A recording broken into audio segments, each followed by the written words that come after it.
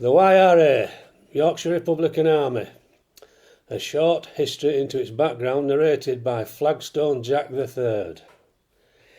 I'll never forget my grandfather's last words to me afore he fell and broke his neck. He said, "Go up shaking that laddie, you little swine."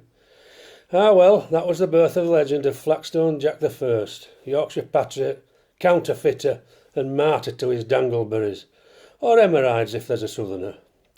Grandad had been a member of YRA and their political wing, Shin Beef, for nigh on 60 years, fighting for an independent Yorkshire, free from the Westminster yoke, free to set our own licensing laws, free to deal in pounds and ounces and free to avoid paying tax. He were a dreamer. Nay, visionary. Money's the time, a double visionary according to my granny Dozzy, bless her. Grandad taught me all about the YRA and Shin Beef, about the glorious history of rebellion in God's own county, about how on his deathbed William the Conqueror had apologised to the people of Yorkshire for being French. The apology wasn't accepted and he was posthumously barred from every pub and club in the county.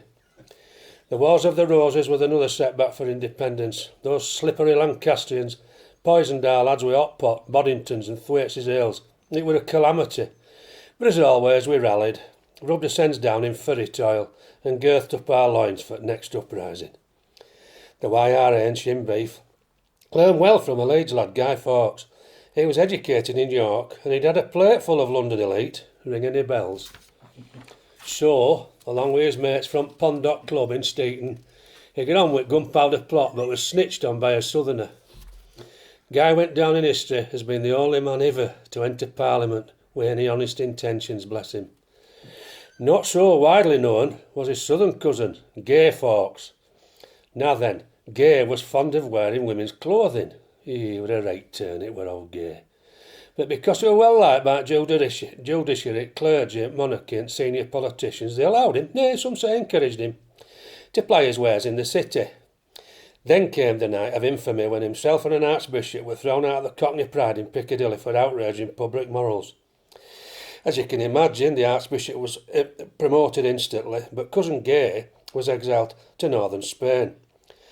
On disembarking at the port of Bilbao, and wearing a cheeky French number tied up at back with stockings and suspenders, this scandalised half the population and delighted t'other half, and thus was born the Basque separatists, or ETA, as in ETA a bloke or a lass, so I'm told.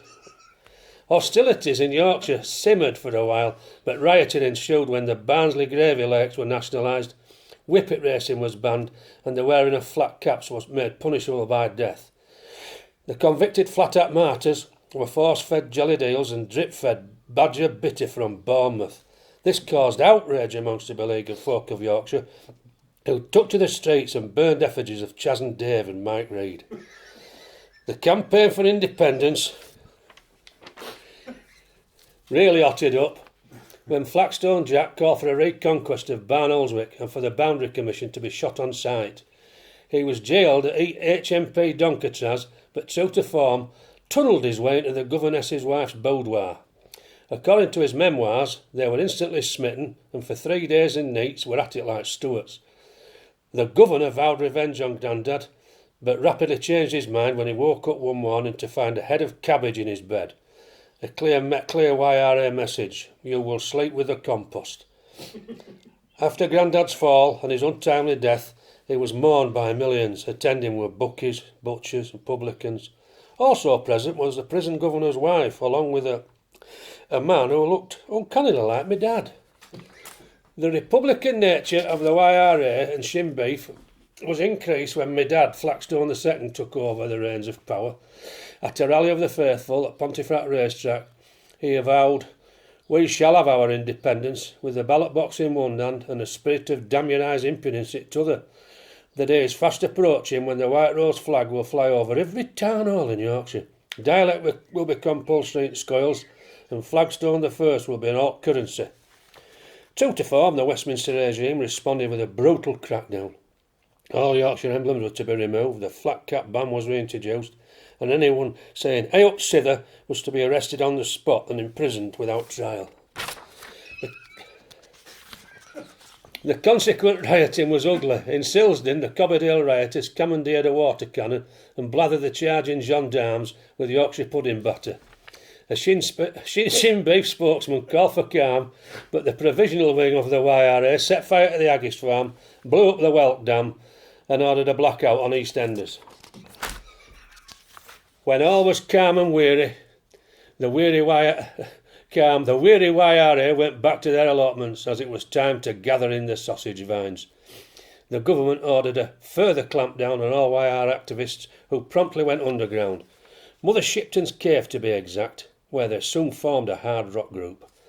At present their whereabouts are unknown, but it is strongly rumoured that they are holed up in a manshed in Cliffcastle Park, Keighley. If you come across them, do not attempt to pacify them. They are a strange breed, and will part you from your brass and your sanity as quickly as you can say, "Hey up, Sithie," or "How much?" And that is it for now. So, stay safe, God bless, and never forget, get the pudding eaten.